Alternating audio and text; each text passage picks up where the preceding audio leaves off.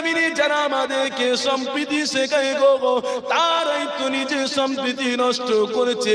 এই উদ্দেশ্য আমাদের আখিরাত পৌঁছাতে হবে। মুসলমান ঘরে ছেলেরা, যুবকেরা, তরুণেরা, এই নবী পাকের প্রেমিকেরা, এই দুনিয়া জিন্দেগিতে আমাদেরকে মুসাফির হালতে থাকতে হবে গো। এই যুবকেরা, তরুণেরা, কোন ব্যক্তি যখন মুসাফির হালতে বার হয়, কোন জায়গাতে বেড়ানোর জন্য যায় গো, না সে বড় হাড়ি নিয়ে যায়, না বড় ডেকে নিয়ে যায়, না এমন করে সমস্ত কিছু নিয়ে যায়, এমন করে সফরে যেটা প্রয়োজন থাকে তার চলার মতো জিনিস নিয়ে নেয়। এই নবী পাকের প্রেমিকেরা, এই দুনিয়া জিন্দেগিটা হলো আমার জন্য মুসাফিরের জায়গা গো। এই দুনিয়ায় প্রয়োজন মতো আমাদেরকে দিতে হবে। কি প্রয়োজন রয়েছে না, দুনিয়ার জমিনে পরিবারকে নিয়ে থাকতে গেলে একটা বাসস্থানের প্রয়োজন রয়েছে। আল্লাহ পাক একটা বাসস্থান দিয়েছে। এই যুবকেরা, তরুণেরা, পরিবারকে নিয়ে চলার জন্য এমন করে একটা গাড়ির প্রয়োজন রয়েছে, আল্লাহ পাক দিয়ে দিয়েছে। এই নবী পাকের প্রেমিকেরা, পরিবারের মুখে হাত তুলে দেওয়ার জন্য কিছু দুনিয়ার জমিনে ব্যবসার প্রয়োজন রয়েছে গো, কিছু কামাইয়ের প্রয়োজন রয়েছে। এই নবী পাকের প্রেমিকেরা, অবশ্যই সেই কামাইটা করে থাকো গো, কিন্তু দুনিয়াবি জিন্দেগিতে যখনই অতিরিক্তটা করে ফেলো, সেটা দুনিয়ার ক্ষেত্রে তোমার ফজুল করা হয়ে যায় গো। এই নবী পাকের প্রেমিকেরা, একটা বিল্ডিং রয়েছে, দুটো বিল্ডিং বানায়, এটা হলো ফজুল করা গো। এই যুবকেরা, একটা গাড়ি রয়েছে, তিনটে গাড়ি করলে গো পরিবারের জন্য যতটুকু প্রয়োজন ততটুকু থেকে বেশি হয়ে যায় গো। এই যুবকেরা, তরুণেরা, একটা কথা আপনাদেরকে বুঝাতে লাগি, এই দুনিয়াবি জিন্দেগিটা হলো আমার জন্য পরীক্ষার অংশরূপ গো। এই দুনিয়াবি জিন্দেগিটা আমার জন্য, আপনার জন্য পরীক্ষার একটা প্রস্তুতির ইমতিহানের জায়গা গো। আমার আল্লাহ পাক কোরআনে জানিয়ে দিতে লাগিলেন, আল্লাযী খালাকাল মাউতা ওয়াল হায়াতা লিয়াবলুয়াকুম আইয়ুকুম আহসানু আমালা। বান্দা, দুনিয়াবি জিন্দেগিতে আমি আল্লাহ তোমাকে হায়াতে জিন্দেগি দিয়েছি বান্দা, এরপরে একটা সময় তোমাকে দেয়া হবে, সেটা হলো মৃত্যুর সময় বান্দা। এরপরে পরে আমি আল্লাহ পাক দেখে নেব আইয়ুকুম আহসানু আমালা, বান্দা কে আমার কাছে উত্তম আমলটা করে আসে।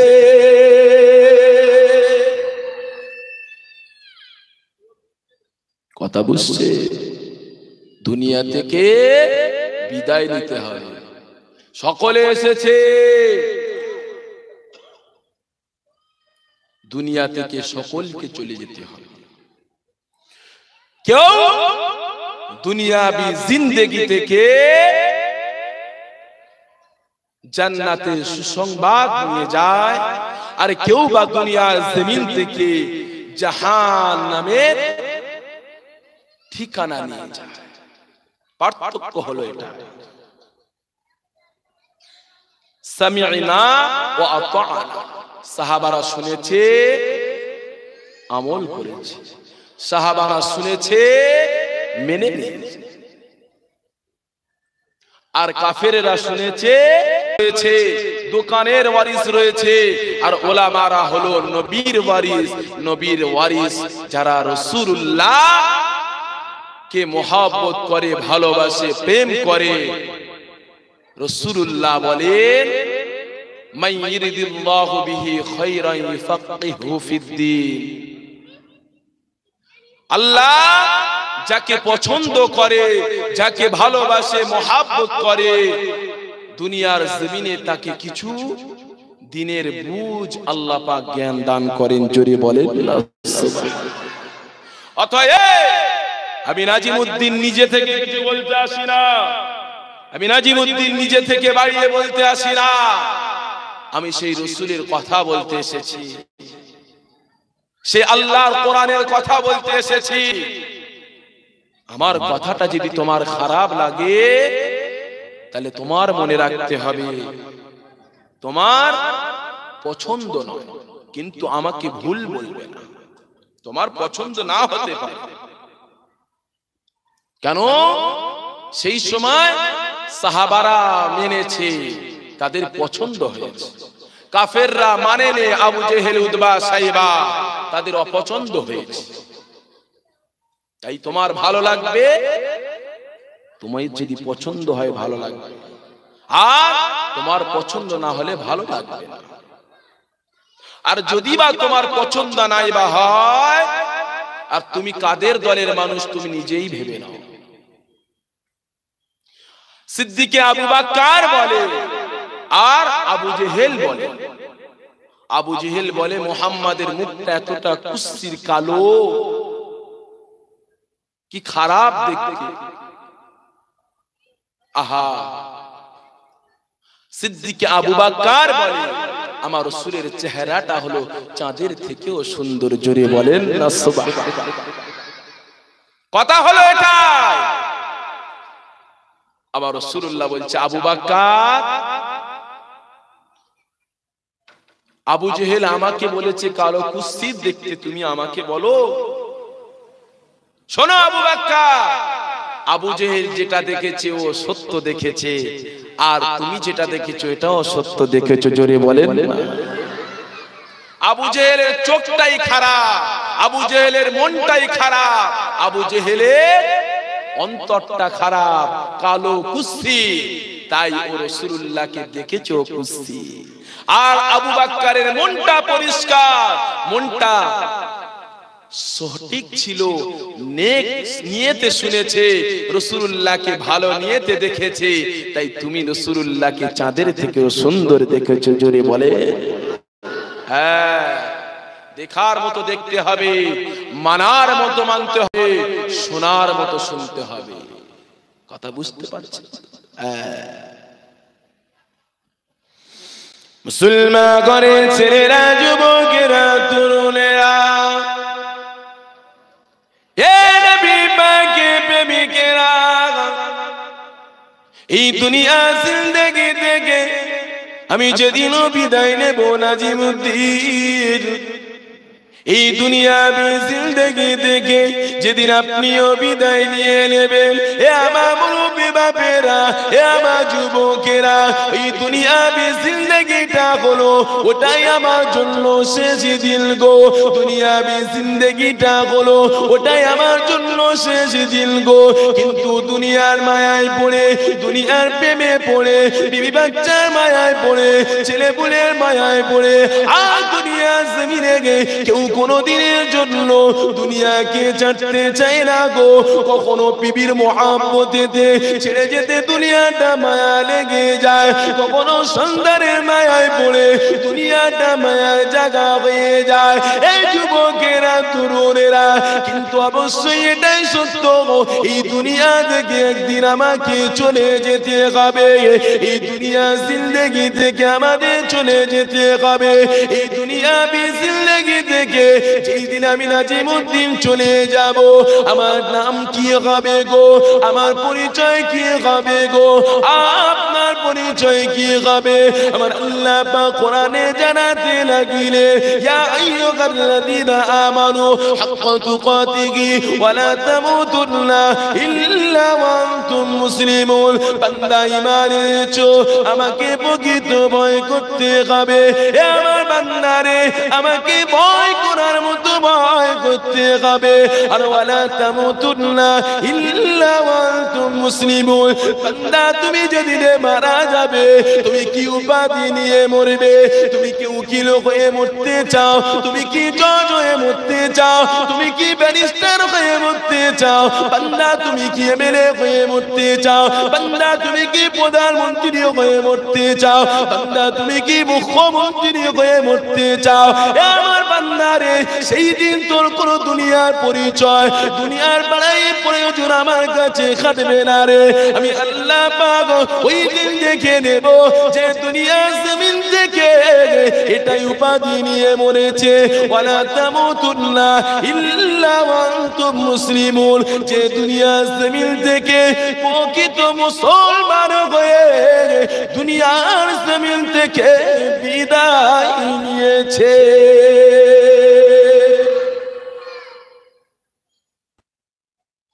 এটাই আমি দেখি যে কে মুসলমান হয়ে হয়েছে। এখনো তো আপনি বলবেন ভাইজান আমরা কি মুসলমান নয়? মুসলমান আমরা কি নয়? কি গো আপনি তো মন গড়া বলতে পারেন। আমার হাতটা আপনি ধরলেন, বলে দিলেন ভাইজান আপনার গায়ে জ্বর আছে, এটা মন গড়া বললেন। বেগড়িতে গেলাম কক ডাক্তারের কাছে, সে বলল হ্যাঁ তোমার ম্যালেরিয়া জ্বর হয়েছে। আর একটা ডাক্তারের কাছে গেলাম, সে বলল হ্যাঁ তোমার টাইফয়েড হয়েছে। এই সমাজে কক ডাক্তার যেমন, একটা প্রবাদ বাক্য আছে,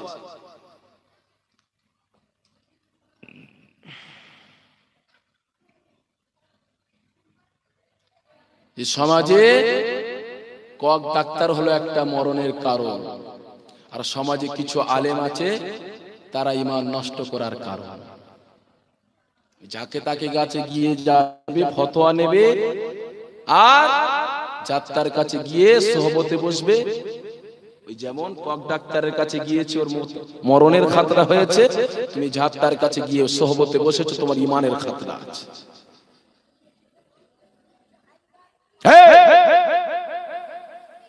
চুপ,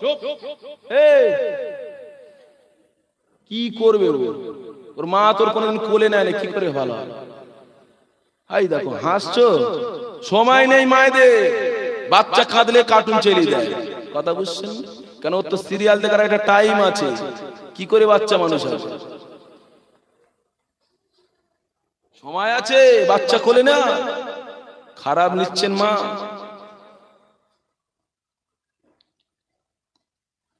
সমাজে কক ডাক্তারের কাছে গেলে ও তো মন গড়া বললো, কিন্তু রক্ত নিয়ে যখন রিপোর্ট করা হবে, কাঁচেতে ফেলে ল্যাবরেটরিতে ফেলে যখনই রক্ত রিপোর্টটা করা হবে, তখনই দেখা যাবে কম্পিউটারের আলো বলবে গ্রিন সিগন্যাল, লাল সিগন্যাল বলে উঠবে যে না তোমার জন্ডিস হয়েছে। কথা বুঝছেন না? ও তো তোমার বলে দিল না, তোমার প্রথমে নামের মোহাম্মদ লাগানো আছে মানে মোহাম্মদ লাগানো আছে মানে তুমি মুসলমান। কথা বুঝছেন না? কিন্তু হাদিসে কোরআনের আওতায় ল্যাবরেটরিতে তোমাকে ফেলে দেখতে হবে। তোমার দাড়ি থাকতে পারে, টুপিও থাকতে পারে, জুব্বাও থাকতে পারে, আর তুমি জুম্মায় নামাজও পড়তে পারো, কিন্তু মুসলমান তুমি নয়। তুমি আকিকার গোশও খেতে পারো, গরু জবাই করেও খেতে পারো, কিন্তু মুসলমান তুমি নয়। রাগ হচ্ছে? আল্লাহর কোরআন বললে মা আতাকুমুর রাসূলু ফাখুযুহু ওয়া মা নাহাকুম আনহু ফান্তাহু। তোমাদের রাসূল যেটা নিয়ে এসেছে সেটাকে আঁকড়ে ধরো। ওয়া মা নাহাকুম আনহু ফান্তাহু, তোমাদের রাসূল যেটা নিষেধ করেছে তার থেকে দূরে সরে যাও। মানাটা, রাসূল যেটা মানতে বলেছে মানাটাই হলো মুসলমান, আর রাসূল যেটা নিষেধ করেছে ছাড়াটাই হলো মুসলমান। রাসূল যেটা ছাড়তে বলেছে আপনি যদি সেটা ধরেন, আর রাসূল যেটা নিষেধ করেছে আপনি সেটাই যদি ধরেন, তাহলে আপনি নিজেই বিচার করেন আপনি কি মুসলমান। কথা বলে মুসলমান করে ছেলেরা, যুবকেরা, তরুণেরা, হে নবী পাকের প্রেমিকেরা, অবশ্যই দুনিয়া দুনিয়া জিন্দেগি থেকে পরিবারেরও প্রয়োজন রয়েছে গো। এ নবী পাকের প্রেমিকেরা, এই দুনিয়া জমিনে ব্যবসারও প্রয়োজন রয়েছে গো। এ নবী পাকের প্রেমিকেরা, সাহাবা আজমাইনরা, তাদের তো দুনিয়াবি জিন্দেগিতে তাদেরও পিতা ছিল, তাদেরও মা জননী ছিল গো, তাদেরও এমন করে স্ত্রী ছিল গো, তাদেরই সন্তান সন্ততি সবটাই দুনিয়া জমিনে ছিল গো। তারপরেও দুনিয়াবি জিন্দেগির সাথে সাথে আমার রাসূলুল্লাহকে খুশি করেছে, আমার আল্লাহকে খুশি করেছে। এই যুবকেরা, তরুণেরা, তারা দুনিয়াবি জিন্দেগিতে আল্লাহকে খুশি করেছে, রাসূলকে খুশি করে এই দুনিয়াবি জিন্দেগিতে আল্লাহ পাকের 10 জন সাহাবা জান্নাতে সুসংবাদ পেয়েছে। আল্লাহ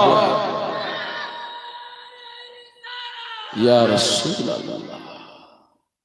তাদেরও পরিবার ছিল, ব্যবসা ছিল, বাণিজ্য ছিল, কিন্তু তারা এই দুনিয়ায় থেকে জান্নাতের সার্টিফিকেট পেয়েছে। আরেকবার জোরে হয় না?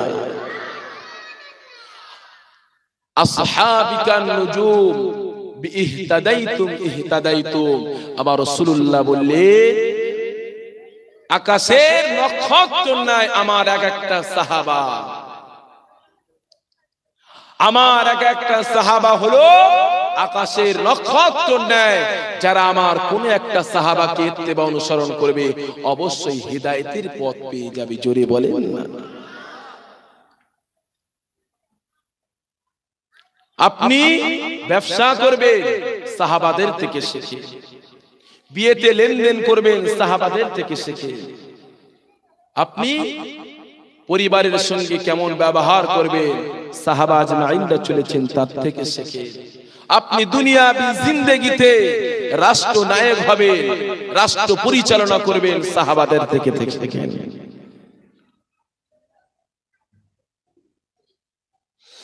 মুসলমান করেন ছেলেরা, যুবকেরা, তরুণেরা, এ নবী পাকের প্রেমিকেরা, ইসলাম জাহানের দ্বিতীয় খলিফা ওমর ফারুক আজম 1 তারিখে যখন গভীর রাত্রিতে নিজের বদলাটা ছদ্মবেশটা সেজে নিজের চেহারাটাকে এমন করে ঢেকে দিয়ে, নিজের সুরাতটাকে ঢেকে দিয়ে মক্কা জমিনে এমন করে মদিনা জমিনে আল্লাহ পাকের নবী সাহাবা ওমর ফারুক আজম ঘুরতে লাগিলেন গো।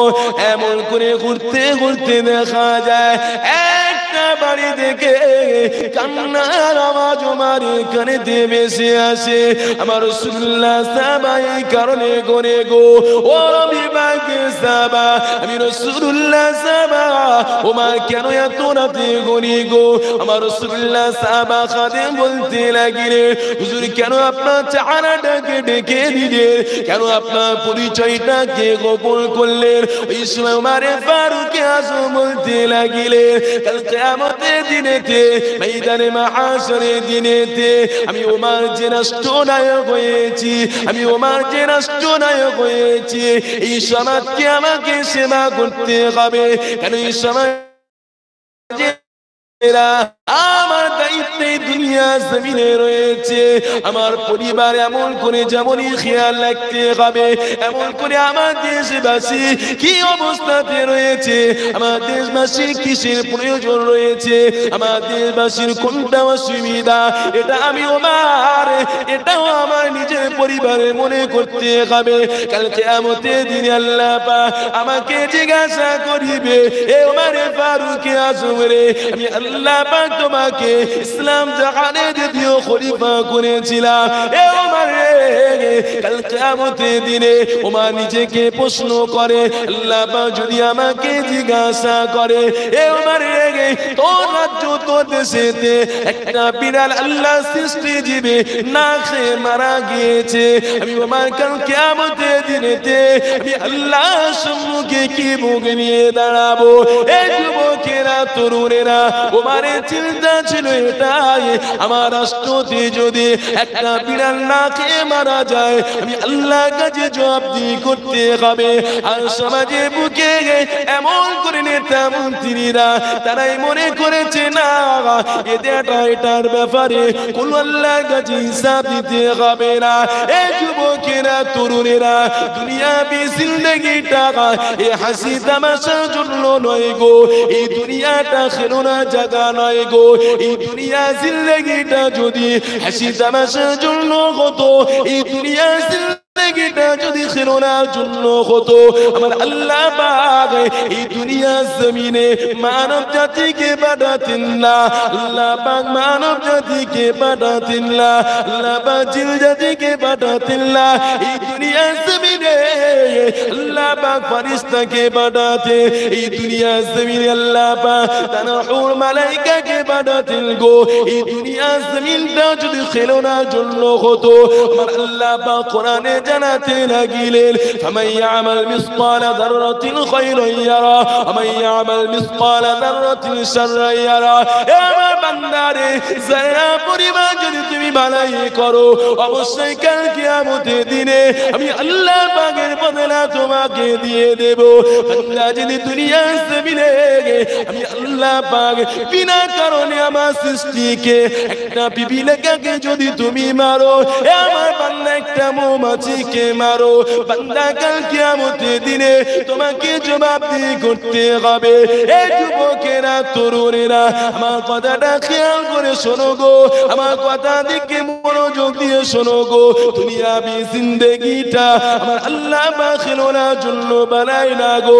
আল্লাহ পাকের নবী সাহাবা ওমরে ফারুক আযম, আল্লাহ পাক ওমরে ফারুক আযমের মধ্যে আল্লাহ পাক কতটা হিকমত দিয়েছিল গো। ওমরে ফারুক আযম দেখতে লাগিলেন একটা ঘর থেকে বাচ্চাদের কান্নার আওয়াজ ভেসে আসতে লাগে।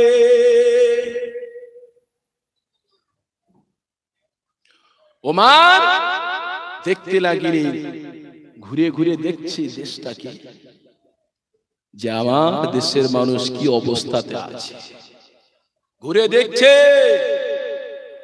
দেখে একটা ঘর থেকে কান্নার আওয়াজ ভেসে আসছে, ছোট ছোট বাচ্চা। মারে ফারুক আযম চুপটি করে দেয়ালের কাছে গিয়ে দাঁড়িয়ে গেলেন।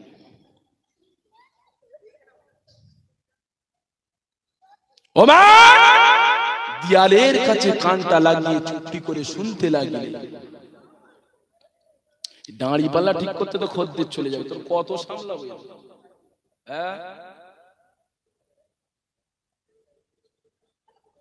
বাচ্চাদের বকতেও পারি না, কেন এরা মহব্বতের জিনিস, কথা বুঝছেন?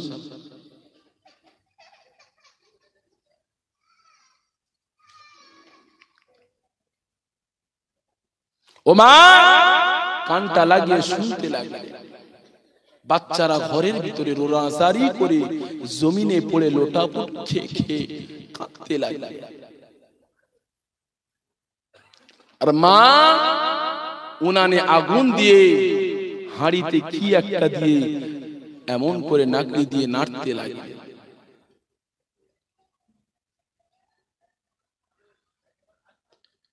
ওই মা জননী তখনই বলে, বাছা তোমরা আর একটু সহ্য করো, তোমাদের জন্য উনানে খাবার ব্যবস্থা করছি, তোমরা একটু শান্ত হও। বাচ্চারা কাঁদতে কাঁদতে কাঁদতে কাঁদতে ঘুমিয়ে পড়ে। ওমরে ফারুক আযম হুজুর আমার পর্দা থেকে বাইরে কথা বলতে লাগলেন, মা আপনি এতটাই নিষ্ঠুর, এতটা কঠিন হৃদয় যে আপনাদের বাচ্চাকে, আপনি আপনার বাচ্চাকে না খাইয়ে তারা কান্দে কান্দে কান্দে জমিনে তারা ঘুমিয়ে পড়ল। আপনি তাদেরকে খেতে দিলেন না কেন? কেনই খেতে দিলেন না? ওমর নিজের পরিচয়টাকে গোপন রেখে ওই সময় ওই মা জননী বলতে লাগিলে, এটাই তো আমার জন্য দুর্ভাগ্য যে আমি এমন একটা রাষ্ট্রনায়কের দেশে বাস করি, সে রাষ্ট্রনায়ক ধ্বংস হয়ে যায়। সে রাষ্ট্রনায়কের জন্য আমার বদদোয়া। এমন একটা রাষ্ট্রনায়কের দেশে আমি বাস করি যে আমার খাওয়া হয় না, আর আমার দেশের রাজা সে আরামের খানা খেয়ে ঘুমায়। এটাই তো আমার জন্য দুর্ভাগ্য যে আমি সেই রাষ্ট্রনায়কের দেশে বেঁচে রয়েছি। এটাই দুর্ভাগ্য। ধ্বংস হোক ওমর, আমার দেশের খলিফা ওমর ধ্বংস হোক। ওই মা জননী তখন বদদোয়া দিতে লাগলেন। কেন মা? আপনার দেশের খলিফা কি করেছে আপনাকে? বদদোয়া করেন কেন আপনি? যে আমার কয়েকদিন যাবত খাওয়া হয় না, আমার দেশের বাদশা খলিফা আমাকে খোঁজ নেয়, কি অবস্থাতে আছি, আমি একটা বেয়া মহিতা, আমার স্বামী নেই।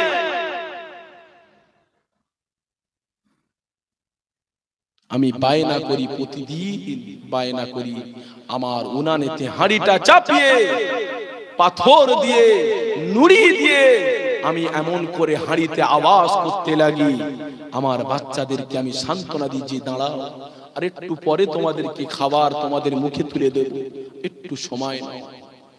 দিন যায় রাত আসে, প্রতিদিন এমন করে আমার সন্তানের সঙ্গে আমরা বায়না।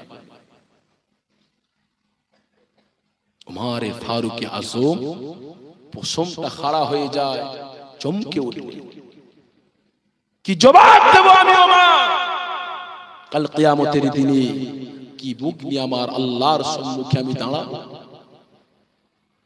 ওমরে ফারুক আজম জলদি করে মাথায় করে রাজ দরবার থেকে সঙ্গে সঙ্গে মাথায় আটার বস্তাটাকে নিয়ে জলদি করে ছুটে এসে নিজে হাতে আটাটাকে খামির করে উটিটা এমন করে খামির বানিয়ে উনানেতে আগুন দিয়ে তাওয়াতে দিয়ে নিজে হাতে রুটি বানিয়ে ওই বাচ্চাদের মুখে তুলে দিলেন। জোরে বলেন না সুবহানাল্লাহ। ওই মা জননী তখনই বলতে লেগেছে, আহা কতই না আপনার সুআখলাক, আপনার চরিত্রটা কতই টানা সুন্দর, আপনি যাকে মানেন, যাকে ফলো করে, যার আদর্শে আদর্শিত, সে না কতটাই সুন্দর, যে আপনি নিজে হাতে আমাকে আমার বাচ্চাদেরকে মাথায় করে এনে নিজে হাতে খাইয়ে দিলেন। আহা এটাই তো আমার জন্য দুর্ভাগ্য, আমার দেশের রাষ্ট্রনায়ক যদি ওমর না হয়ে যদি আপনি হতেন, আমি নিজেকে শুকরিয়া আদায় করতাম। জোরে বলেন না সুবহানাল্লাহ। কি গো, যে ব্যক্তিটা ছিল কে ওটা? কথা বলে ওমর রাদিয়াল্লাহু তাআলা তানার সম্মুখে বলছে। ওমর রাদিয়াল্লাহু তাআলা আনহুকে ওই বুড়ি মা তখনই ওমরকে বদদোয়া দিয়ে আর ওনাকে দোয়া দিতে লাগলেন যে আপনি এই দেশের প্রধানমন্ত্রী বলেন, রাষ্ট্রনায়ক, আল্লাহ পাক আপনাকে কবুল করেন, এমন করে দোয়া দিতে লাগলেন। ওই সময় ওমর রাদিয়াল্লাহু তাআলা আনহু বললেন, আম্মা জান আপনি যাবেন, আপনি যাবেন।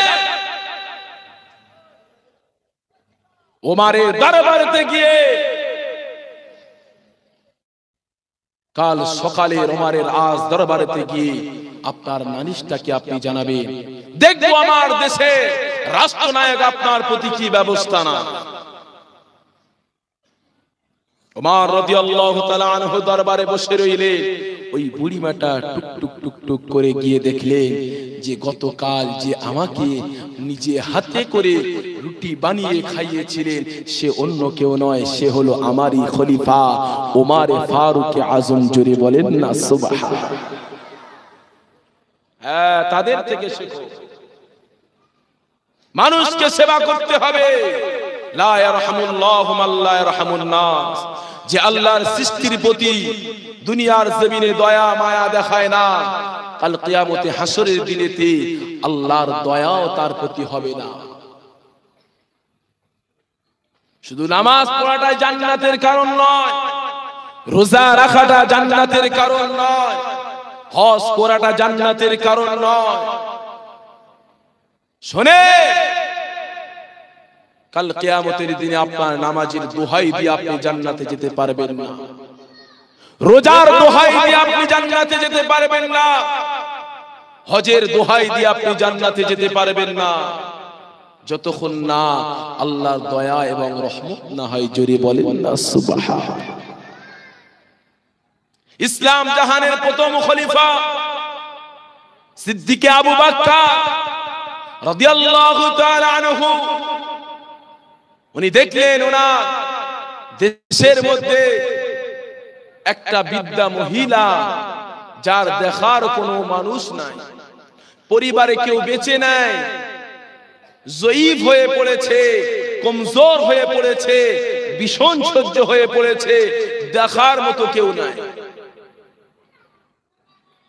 রাজ দরবারে বসে একটা সিদ্ধান্ত নেওয়া হলো যে ওই বুড়ি মাকে সেবা করার জন্য আমাদের মধ্যে কাউকে একজন প্রতিনিধি বানাতে হবে। আমাদের মধ্যে কাউকে একজন প্রতিনিধি বানাতে হবে। কে রাজি আছো যে বুড়ি মাকে সেবা যত্ন করবে? সাহাবাদের মধ্যে এমন করে আলী রাদিয়াল্লাহু তাআলা আনহু হাত দুখানা তুলে দিলেন। জোরে বলেন না সুবহান।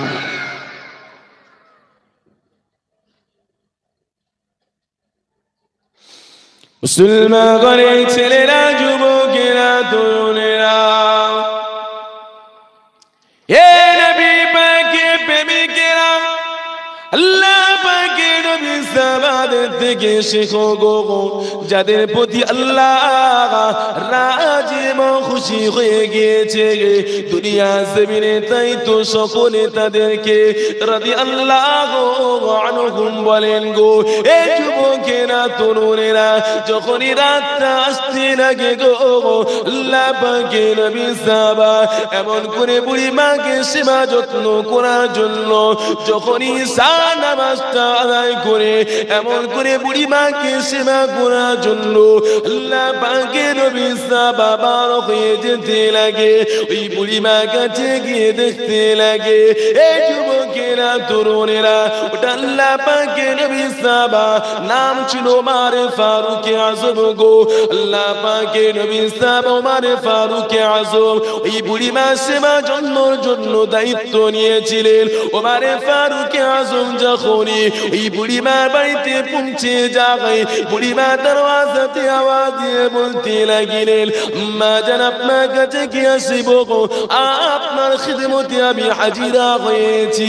বুড়ি মা ওই সঙ্গে আওয়াজ দিয়ে ইজাজতটা দিয়ে দিলেন। ও মা দেখতে লাগিলেন বুড়ি মার সমস্ত কিছু কাপড় জামা গুলো, রান্না বান্না সবটাই বুড়ি মার ইন্তজাম হয়ে গিয়েছে, সবটাই ব্যবস্থা হয়ে গিয়েছে। এই যুবকেরা, তরুণেরা, এই সময় ওমর ফারুক আযম বুড়ি মাকে জিজ্ঞাসা করে, আমার আম্মা জানে আপনার তো সেবা করার কেউ নাই, তাই তো আমাদের দেশের খলিফা, ইসলাম জাহানের প্রথম খলিফা সিদ্দিক আবু বকর আমাকে নিযুক্ত করেছে আপনার খিদমতের জন্য, আপনার সেবার জন্য। এই যুবকেরা, তরুণেরা, সমাজের বুকে আমাদের মায়েদের সেবা হয় গো, সমাজের বুকে আমাদের মুরব্বীদের সেবা হয় গো। ওই সময় সেবা হয় যখনই বুড়ি মা নিজে পায়ে হাঁটতে পারে না, ওই সময় বুড়ি মাকে সেবা করে, ওই সময় বুড়ি মাকে হাত ধরে। যখনই ওই দেশের এমন করে রাষ্ট্রনায়কের ওই বুড়ি মার প্রয়োজন হয়, কিন্তু আমার রাসূলুল্লাহ আমাদের দেখে শেখো গো না তারা বিনা স্বার্থে দুনিয়া জমিনে কোনো স্বার্থ লাগায় না আল্লাহকে রাজি খুশি করার জন্য কাল কিয়ামতের দিনে জবাবদিহি হতে হবে তাই বুড়িমাকে সেবার জন্য দুনিয়া জমিনে তারা নিজ নিজ দায়িত্বকে পালন করতে লেগেছে গো এই যুবকেরা তরুণীরা ওই যে আম্মা জানটা সেবা করার জন্য ওই আম্মা জানের কাছে যাওয়া হতো গো ওই আম্মা জানটা ছিল চোখেতে অন্ধ চোখেতে দেখাও পেত না ওই সময় ওমরে ফারুক বলতে লাগিলে আমার আম্মা জান আপনাকে সেবার জন্য আমাকে নিযুক্ত করা হয়েছে আপনার ইন্তজাম কে করে দিল আপনার কাপড়টা কে গুছিয়ে দিল আপনার খানাটা কে বানিয়ে দিল আপনার বিছানাতে কে শুইয়ে দিল ওই সময় বুড়িমাটা বলতে লাগিলে কে বাঁচা তুমি কে তোমাকে তো চিনতে পারলাম না ওই সময় বুড়িমা বলতে লাগিল বাচ্চারে তুমি তো কিছুক্ষণ আগে এসে আমাকে কাপড় জামাটা গুছিয়ে দিয়ে আমার ময়লা কাপড়টাকে কেচে দিয়ে আমার রান্নাটাকে তৈরি করে আমাকে নিজে হাতে খাইয়ে আমার বিছানাতে তো শুইয়ে দিয়েছো বাবা তুমি কেন আবার এসেছো ওমরে ফারুক আজম আশ্চর্য হয়ে গেলে নিজে তাজ্জুব হয়ে পড়িলে এই মক্কা জমিনে আমাকে রাষ্ট্র না তরফ থেকে খলিফা তরফ থেকে আমাকে এই বুড়িমাকে সেবার জন্য আমাকে নিযুক্ত করা হয়েছে এই বুড়িমার তো কেউ আহা বলার নাই এই বুড়িমার তো পরিবারের কেউ নাই তবে এই পরিবারের মধ্যে কে আছে এই বুড়িমাকে সেবা করে এই দেশের মধ্যে কে আছে যে আমার কাজটা ওই বুড়িমার দায়িত্বটাকে আমার দায়িত্বটাকে পালন করে এই যুবকেরা তরুণেরা ওমর আবার ফিরে চলে আসতে লাগিলে আবার দ্বিতীয় রাত হয়ে যায় বুড়িমার ঘরে ওমর গিয়ে আওয়াজ দিতে লাগে যে সময় ওই দিনে গিয়েছিল তারপরের দিনে তার থেকে 15টা মিনিট আগে গিয়ে বুড়িমা ঘরে আওয়াজ দিতে লাগে অবশ্যই কাল যে ব্যক্তিটা এই আমার দায়িত্বটা বুড়িমার সেবা করার দায়িত্ব পালন করেছে অবশ্যই তাকে ধরে ফেলিব তাকে দেখে নিয়ে নেব ওই ব্যক্তিটাকে যে দুনিয়ার সমাজের মধ্যে আল্লাহকে রাজি খুশি করার জন্য আমার কাজটাকে সে করে দেয় এই বুড়িমা সেবাটা করে এই যুবকেরা তরুণেরা আবার ওমর গিয়ে দরওয়াজাতে আওয়াজ দিতে লাগে এই সময় বুড়িমা বলতে লাগে বাচ্চা কেন তুমি আবার এসেছো ওমর বলতে লাগে আমি তো আপনারই খাদেম রাষ্ট্রনায়কের তরফ থেকে আমাকে নিযুক্ত করা হয়েছে বুড়িমা বলতে লাগে বাচ্চারে তুমি তো কিছুক্ষণ আগে পূর্বে এসে আমাকে খাইয়ে দিয়েছো আমাকে সুন্দর রূপে বিছানাতে শুয়ে আমার সবটাই ব্যবস্থা করে দিয়েছো বাচ্চা আবার কেন তুমি পুনরায় আসতে লেগেছো এই যুবকেরা কেননা বুড়িমাটা চোখে দেখা পেত না এই মা জননীটা চোখে দেখা পেত না গো এই যুবকেরা তরুণেরা এটা দুনিয়া জমিনে আর যারা সম্প্রীতির বার্তা দেয় গো এই যুবকেরা তরুণেরা এটাই সম্প্রীতি নয় গো সম্প্রীতি দেখিয়েছেন আমার রাসূলুল্লাহ সাহাবারা সম্প্রীতি দেখিয়েছে আমার রাসূলুল্লাহ সম্প্রীতি করা শিখিয়েছে গো এই দুনিয়ার মানুষেরা সম্প্রীতি তো এটাই বলে গো সে অন্য ধর্মের হতে পারে